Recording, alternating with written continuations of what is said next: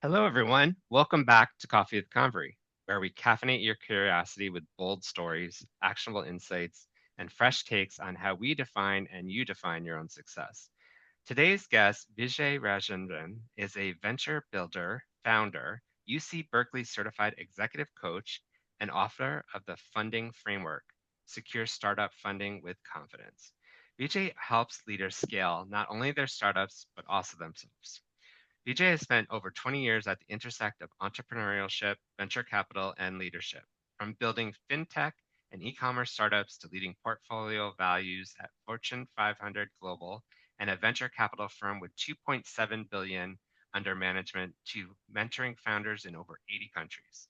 His career has begun and helping great ideas from the leadership that they need to have to thrive.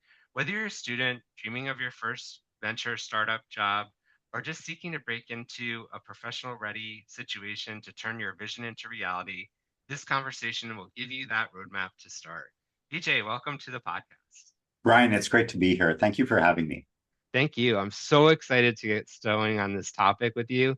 But before we get going, maybe a few rapid fire questions so we can get to know you better. Let's do it. What is your superpower? Finding the connection between things. Love that. Love that connection. Awesome. Favorite subject in school? History. History. We Mhm. all started somewhere in our very first job. Where was your very first job? I had a job on campus at Boston University where and this is like a job that could not exist today.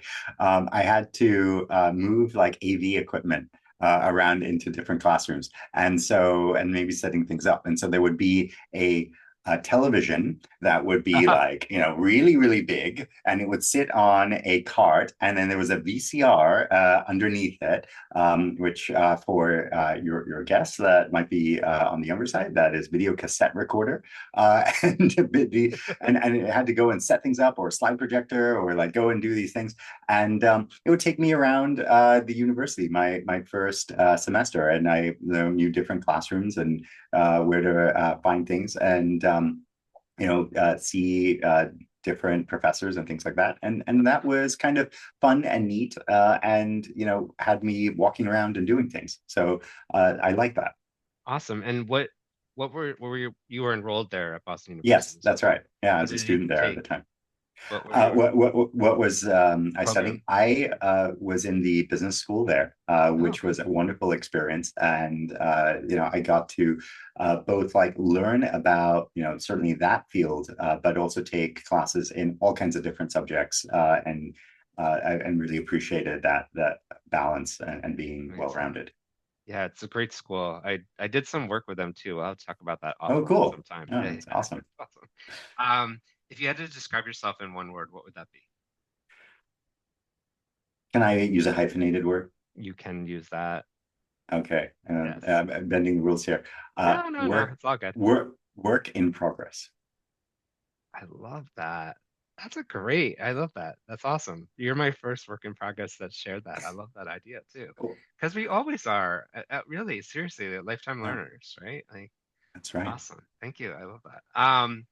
So let's talk about your journey. You founding companies, leading venture studios, now coaching CEOs. What inspired you to shift your building your own startups to building leaders?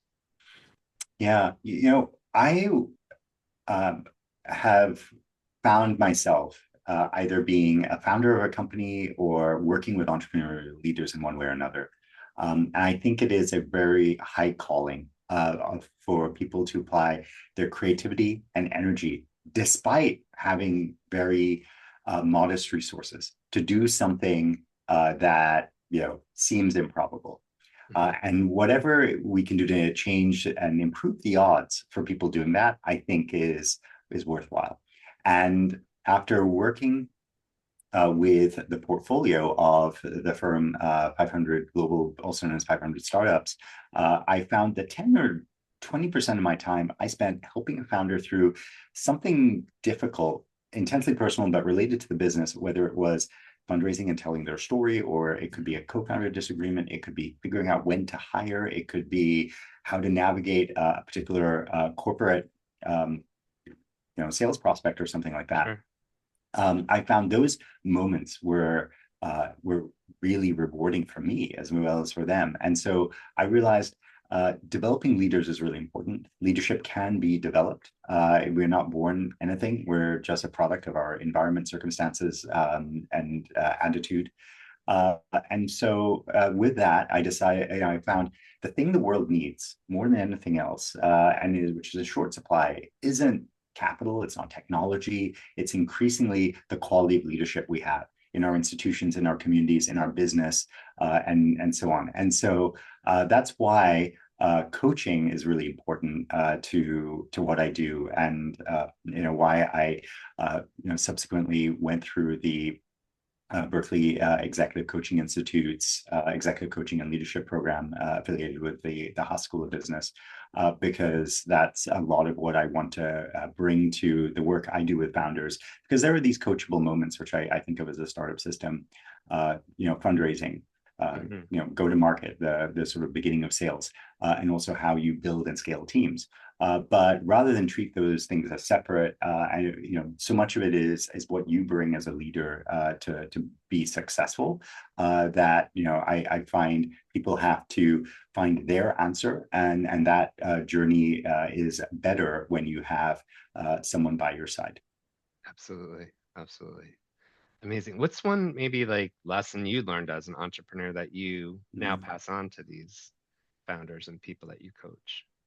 Um, I think decisiveness is really important, and just like creating momentum is the most important thing. So you're either accelerating or decelerating, right? There's very rarely a sort of like cruising state. There's Yeah. basically no cruise control No. in a startup, right? Things are either like taking off or slowing down. So how that feels internally is it's a roller coaster, right? Every day it's like this went really Yeah. great, and then this is terrible, or I'm really like scared, or I can't believe, or this person canceled uh, their um, their child, their account, whatever, right? Like you're looking at things on a daily basis, and the wild swings of good to bad. And so I think like taking that into consideration, and understanding, okay, what are the things we're doing to either be increasing momentum, or if it's decelerating, how to pull back from that is super important. Yeah, absolutely. Absolutely. Great insights. Hey, I want to jump to your funding framework. This book has Mm-hmm. become a go-to for startup founders looking to raise capital with confidence. Can you share with the audience what is the funding framework and how it Yeah. works? Yeah. So the funding framework here, which was published in March, is a travel guide to the venture landscape. There are many excellent books out there, many which I've read and reread. I can think of Venture Deals and Secrets of Silicon Valley and others. But the the the thing is, a lot of founders don't get to the term sheet. They don't get to the meeting with the VC, right? And so really the thing that I wanted to do was say it's not about serendipity. It's not about like you went to this school and worked at that company and you check some boxes and then magically someone's going to fall in love with what you're doing and offer you millions of dollars. Instead, there is a process, and you're as good as the systems that you put in place. And those systems and a process that you can follow follows four things. And the four parts of the funding framework, which are kind of invisible when you're looking at the news headlines of this company got this money or whatever. The the things that are below the surface of the iceberg are storytelling, great organization, like really having your ducks in a row before you go out, outreach, which I distinguish from pitching because it's really Huh. more like Yeah. a business to business like sale. And I'm approaching you, Brian, because you're really on thesis and you're the exact person who should be partnering with us and providing us with capital as well to drive the business. And the fourth part is closing with confidence, because a lot of people get to the finish line and something goes wrong. And instead I offer checklists and suggestions to aggressively project manage the closing of your funding round. Makes sense. Makes total sense. And what are some of the misconceptions that people have about startup fundraising? Yeah, I think a lot of people think that there are just people who are great at fundraising. In the same way, there must be people who are great at selling, or they just like know how to hire wonderful people. Selling, hiring, leading people, certainly also fundraising are learned skills. And there's definitely the myth of like this person is just great at raising money. That's what they do. They have something in them. There's some like secret. And I think it is compounding experiences. I figure out what went well. What do I need to like do differently? Yeah. What is landing in my story? Using age-old techniques to find the right people and create again both momentum Yes. and strong interest and connection with the people who can help your business get to the next level, and recognizing that that funding can be an input to where you want to go. Yeah, no, absolutely, absolutely. Great insights. Thank you. Coaching for growth. Let's talk a little bit. You've coached Mhm. founders through fundraising, co-founding, disagreements, and even burnout, which is a huge part of the world of Yeah, entrepreneurs. How do you help them shift from feeling stuck to feeling clarity? I Or finding used to. clarity, sorry, not feeling So clarity. there are there are a lot of people who think that when you're stuck, what you need to do is like analyze the situation. And a lot of people, I'm pretty analytical in nature too. Will start to do that. That is a way to just like kind of circle things, but not really go anywhere. And so the biggest thing I've discovered, and this works really well for startup founders, is that clarity comes from action, not from analysis. And so trying something, doing something unlocks so much more freedom than and clarity than just saying, okay, well, if we just like study this hard enough, we're going to get someplace. So I think that's the main thing I do. So if we ask ourselves, what's in our way, Yeah, where do we feel stuck? And for example, if that is, well, don't have anyone to work on this, or we're left with 4 months of runway or something like that, right? It's asking like, okay, what's the biggest choice we have and lever we can pull in order to yep. change that. And and we to get into specifics, there's like three things that you can directly control. A lot of things are outside of your control, but you can make choices related to your product, your Hmm. people, or a process. And Yep. so if there's so there, and that does mean you have to find a silver bullet. There aren't a lot of silver bullets out there in the world. You probably have to like do a number of things in combination or successively to get the outcomes that you would like to see. So that's like where we kind of drill down into, okay, what's a choice you can make today, and what's Yeah. that first step. Again, don't have to say a silver bullet. You don't even have to know what it looks like in 2 or 3 weeks. But you again, it goes back to that idea of creating momentum versus seeing deceleration, because you don't want to take the next step or can't see that next step yet. It makes a lot of sense. And it's, to me, as you're describing it, it's also a transferable insight even beyond co-founders. I think for Yeah. anybody feeling Mm-hmm. stuck, they could listen to what you just said and action those things, right? Mm-hmm.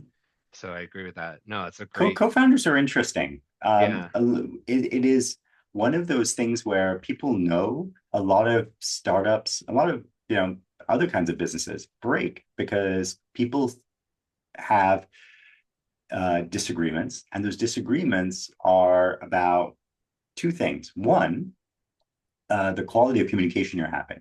So you're like kind of like one person is seemingly nagging the other person. The other person is like doing something they feel is important, but the other person doesn't appreciate it, right? These things come down to like how you explain, this is what this is what I'm doing, this is why I feel it's important. Like are we on the same page, right? Because ideally, if you're a two-person company, like you shouldn't. struggle as much with alignment as like a much larger organization, but nothing is written down and everything is kind of informal, right? So Yeah. it just like any other kind of human relationship, you get into you know, differences in prioritization. And the other thing, in addition to communication, is just different values. Like Right.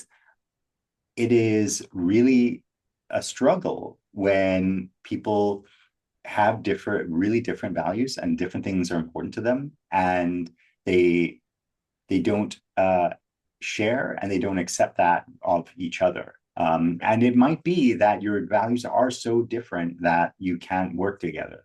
Um, you know, like that is the difficult conversation that needs to be had.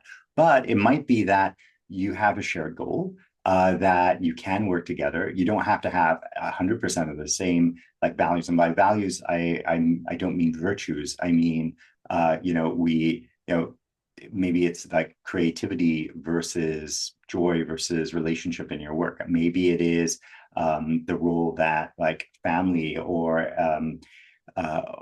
or certain outside of work passions and interests like Paul. Yeah. Like, so for, I mean, if you have a co-founder that is training for a marathon or a triathlon, but you're like, hey, I'm in the office, like, you know, 7 days a week for 12 hours a day, like, why are you doing that? Or if someone's family or a pet, right? Like these little things Yeah. end up create these little things, and a lack to communicate, a lack of communicating those values create these resentments. Resentments turn into grudges. Grudges turn into um, disagreements that just blow up, and you're like, where's this coming from? And it's Hmm. about like how, you know, you don't do this thing right, like, and you see that in um, our significant relationships in our lives, right? Like Yeah. uh, that inability to surface these things blows up in other places. Yeah, And the problem is absolutely. you don't want it to blow up the business. No, no, not at all. Yeah, that's a big deal. Yeah. Um, Thinking about some of the listeners are students, early career professionals. Maybe they don't want to start a company right now, but they kind of want to think like a founder. What would be one mindset shift that someone could make early? And what advice would you also give them for finding mentors or coaches when they're just starting out? So, mindset, Yeah. mentors, and I think the coaches. biggest mindset is a sense of agency. So it's like, it's up to me and I have the power to do this. Too often we fall into a job and and we are at the bottom of the food chain or corporate ladder or whatever, and we feel like stuff happens to us as opposed to I make things happen.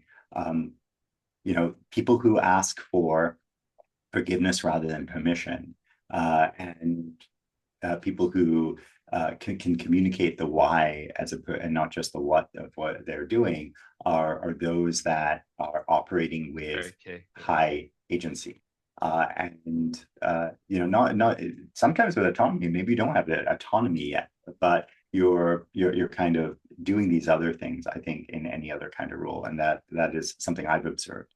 And then when it comes to mentors or coaches, like mentors are great in terms of understanding someone who is able to offer guidance and directive advice based on having lived through what you've lived through, and then maybe gone to the next stage, whatever that is.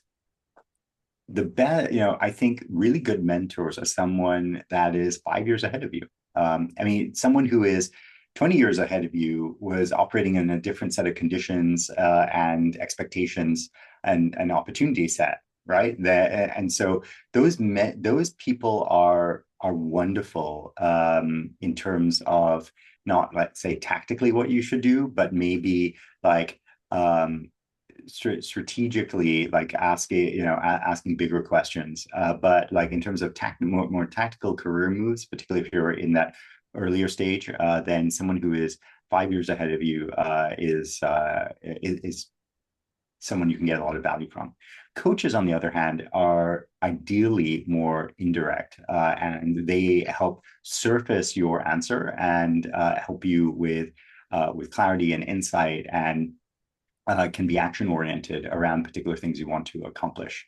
And so they are not necessarily subject matter experts in your field or your industry, but a good coach can help you to address things that maybe a mentor isn't knowledgeable, because the mentors are sharing like how they walked in their shoes, and Right. your shoes might be a little bit different size and style, and the terrain could have like developed differently since they did.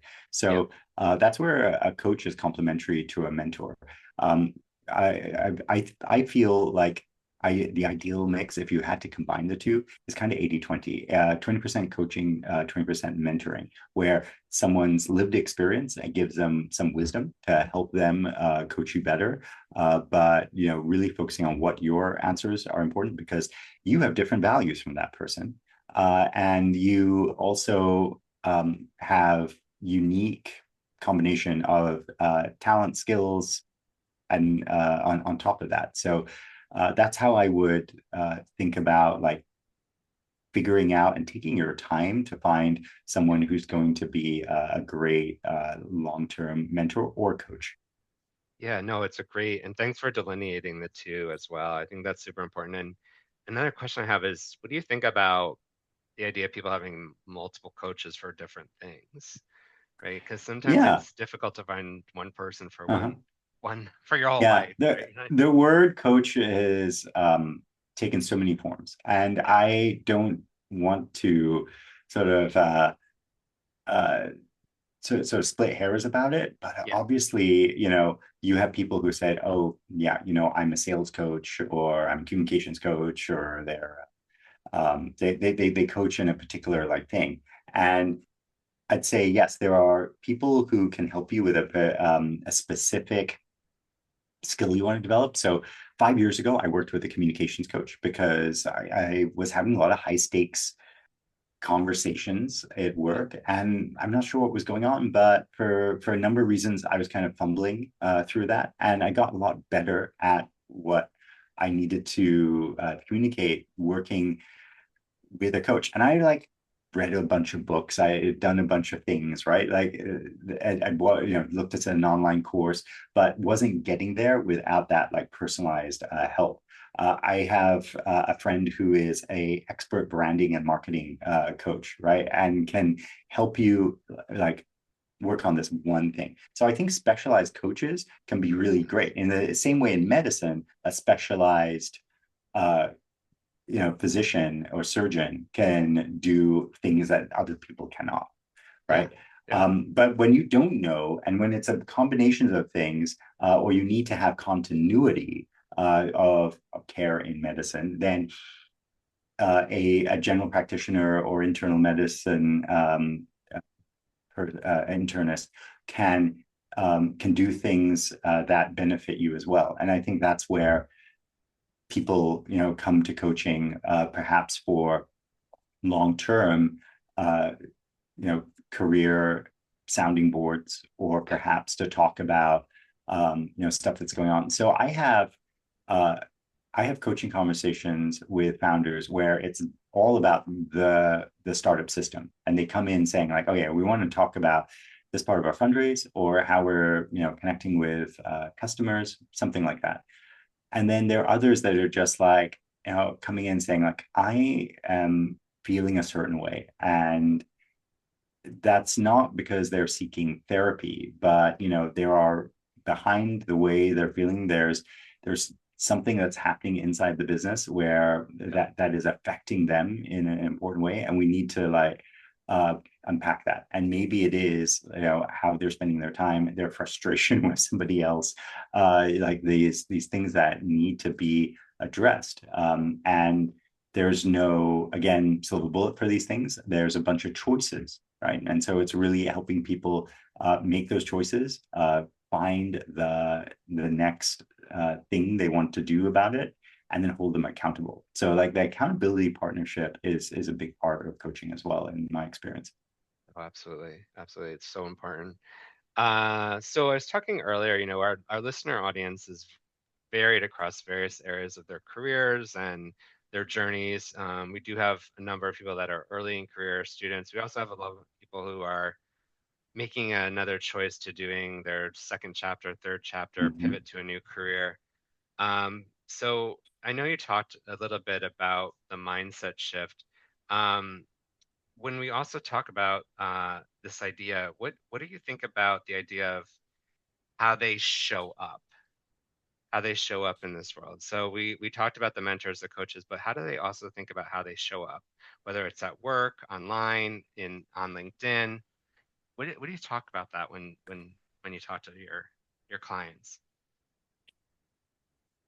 Yeah, so I'm not a PR or communications expert by any Yep, means, and I'm still learning many things about how to show up online and social as well. So I'm gonna okay, like caveat that, sure, but sure, I think understanding what is an identity that is important to me, that is authentic to me. It doesn't, right? Not, I don't have to, because if you have to try to be someone you're not, then you're just going to give up on whatever yeah, social media campaign, blog writing, whatever, like, because it's just not going to be you.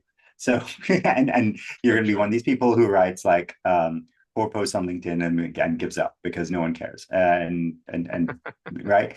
yeah, And that's the thing. So the key to effective, as you know, podcasting, blogging, showing up online in some way is you've got to do it for a long time. Like it takes time to kind of gather steam. yep, And if you're going to do something for a long time, like pick something that you're actually enjoying, right? Because if you're not enjoying it, it will feel worse than work. It will feel like some sort of punishment, and you'll just stop. And yep, then and then you don't get results. So to the extent that that there's something that is fun, like go and do that. So I don't host my own podcast, but I'm lucky to be able to join you and others, and it's fun to have these conversations. But yeah, there's a kind of work that goes with editing, just like there's kind of work that goes into writing and thinking about the things you want to talk about in your blog. So in my Substack, startup system Substack, I enjoy thinking about what's the next topic. yeah, I like engaging people around the content of my book and other things that I'm seeing. The transition from founder, where you're chief everything officer, to where you eventually become the CEO one day through a few twists and turns. Talking about that, being able to share that is great. And even if no one read the blog, I would still write it anyway. So fortunately, there are people reading the Substack and getting it and engaged, and that's awesome. But this is like one of those things. In order to have the durability of your effort, you've got to find a thing that you're just like having a good time with. It's what I've noticed from working with people who are having success. yeah. No, I love. Thank you for that answer, and that question came to me because as we were thinking about the standing out and figuring out what you can do to help yourself Mm-hmm. find those opportunities better, and especially now where there's a lot of disruption in the job market. I loved the way you also talked about like find what you like, do what you like, don't do something you don't want to do, and think about it because I think that's one of the things right now is you want to stand out, you have passions, you have ideas, but they have to be aligned to who you are. And if you try to Mm-hmm. behave or become something you're not, and then you go into a job that you don't like, and then you show up at work and then you did this great interview that you were this Uh-huh. person, yet it doesn't fit who you are 100%. Sure. It's a tricky path there. Yeah, I think this is the Authenticity thing, is so important and right? passion. Yeah, for sure. Because there's a lot of things we feel like, okay, there's only a handful of options available to us. I got to pick one from one of these things that feels least bad, and so Least so bad. Yeah. right that and that is problematic thinking. So trying to like figure out how do you create your own type of energy online if that's what you want to do Yeah. is what's going to attract an audience and recruiters and people who say, hey, can you work on this project or job opportunity or something like that. It is very important. And if, again, if you do it like in a kind of like mediocre way, and Yeah, you don't really enjoy it either, like then there's no point. So yeah, like again, pick a lane you love to drive in. I love that. I love that. So you've worked with founders in over 80 countries across climate, tech, fintech, e-commerce more. Where do you see, and I know this is tough with a crystal ball right now with everything going on, but Mhm. where do you see some of the biggest opportunities for professionals, whether they're reinventing themselves or a young professional, to make an impact in the next 5 years? Yeah, so we can't have this conversation without talking about the role of AI.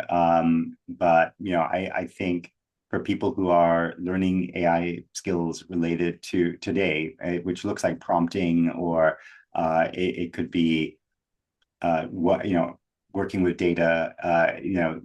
That is like I think super important, and those are a bunch of skills that are in demand and like show up in your work, and like figuring out how to be successful. And the mindset there, it used to be like, look at me, I can like take these tools online or wherever, and I can like get things done, right? Like, so it was the internet allowed us to take centralized or specialized skills or knowledge and then create this DIY set of possibilities, from Yeah. book your own travel to be able to fix your own thing at home because you watch a YouTube video, whatever, right? So today, the shift is from I need to learn how to do it, is going to like do it for me, right? And like it's done for you in the age of AI, because like you have an assistant, a co-pilot, eventually That's an right. agent, right? And so asking like how can I get this done through an agent? How, not like how can I stay here till like 10 o'clock at night and like get my work done and work really hard, but it's like working smart and working with AI starts with that mindset. And so I think that's the first piece. The second, outside of AI, I think comes in with a broader theme of automation, whether it's in robotics or in other fields that are going to be super important. And asking ourselves, it's hard to predict what are the industries of the future or jobs of the future. Yeah. Usually we have very bad predictive ability Yeah. in those areas. So like if you look back over the last few decades, uh, and instead what I think it's like critical thinking, the ability to learn, relearn, stay curious, and focus on things that make us the most human, that matters. So I can't tell you how many jobs are going to be in quantum or in fusion, nuclear power in the future. Yeah. I believe those things are going to exist in my lifetime, and I think they're going to change civilization, right? But I don't have a date in mind, and I don't know how I should exactly to like raise my kids in a sense that I should tell them go like train for that job, which is going to be really exciting in 2050. Instead, I've got to like ask myself, what are the things that make us human? And if you look at you will know Harari's book *Sapiens*, right? What is it that we do really well? It's what we're doing right now. There's communication, this engagement. There's something like superhuman about that, and we've been, Right. or I should say, very human about that. And we have been sitting around the campfires uh, for 100,000 years doing this essentially. So that's what excites me, is how do we focus on the skills today to be great at communicating, at being able to bring personal experience to other humans, and not because we're going to make ourselves future proof, but we're going to be just the best version of ourselves for a new economic and technological environment. So true. Yeah. I love that. not about future proof, but really, yeah, I 100% like it's the human skills that matter most, and I always share that as well. Like that, Yeah, as long as you have that I adaptability, right? Great. absolutely. I was at an event last night that was organized by an organization where I serve on a board, and one of the people we had there who was speaking, he had been an investment banker and then CFO of a couple large companies, and now in public service. And he was like saying, when I think about what I learned in college, it was the ability to write really well. And it's like it's an amazing superpower to be a great writer if you're a CFO. You Yeah. know that he actually said he struggled with financial modeling when he uh, had joined a bank on Wall Street, but actually being good at writing made him stand out. It also helped him when he worked with a CEO who liked to read and not just like sit in meetings looking at PowerPoint, or wasn't going to uh, consume things perhaps the way like many other people did. And so that helped him in his career, and it helps him now in terms of communicating things in the public sector, because that's what is a skill set. So that is like something you can't replace with an LLM, because the quality of LLMs is basically a weak facsimile of the best writers. Yeah. So asking how, and that's just one example of very human skill related communication. We do this well is going to be essential to our own progress and how we decide to stand out. Yeah, no, for sure. Can't believe we're getting to the end of this discussion. It's been really engaging. Thank you so much for all your insights and thoughts and advice. It's some really good site things to think about and for our listeners to be thinking about. So I'm thinking about if there's one maybe thing that you'd like to leave the audience with, whether it's a future CEO or just a student thinking about what's next, but what's an insight about maybe leadership and growth that you might Mm-hmm. share with the audience before we wrap up? So we talked about how you shouldn't try and future proof yourself in some way. The Right. best thing you can do instead is focus on how to be future shaping. So, what's something I can do that, and a choice I can make that shapes my future or this organization or this team or right or my family or whatever. So, because the world is going to change anyway, you might as well influence that Yeah. direction. Yeah. Future shaping. That is a good that is a good thing to leave this on. I love it. Thank you. Thank you, Um, Brian. well, that brings us to the end of our chat here on Coffee with Convery. Thank you so much for sharing your whole journey from founder to coach and for showing us that leadership can transform both startups and people who are behind these organizations as well. I really appreciate having you on today, and it's been a pleasure meeting you and talking through all of your insights and ideas. So thank you so much. My pleasure, Brian. Awesome. So to our listeners, if today's episode sparked your entrepreneurial spirit, please share it with someone who needs to hear it. Subscribe to the podcast, coffeewithconvery.com. You can also follow us on Instagram for more stories that will both stir your head and your heart. This is Coffee with Convery, where we remind you that success isn't always about climbing the corporate ladder, but sometimes it's about building your own jungle gym. So thank you.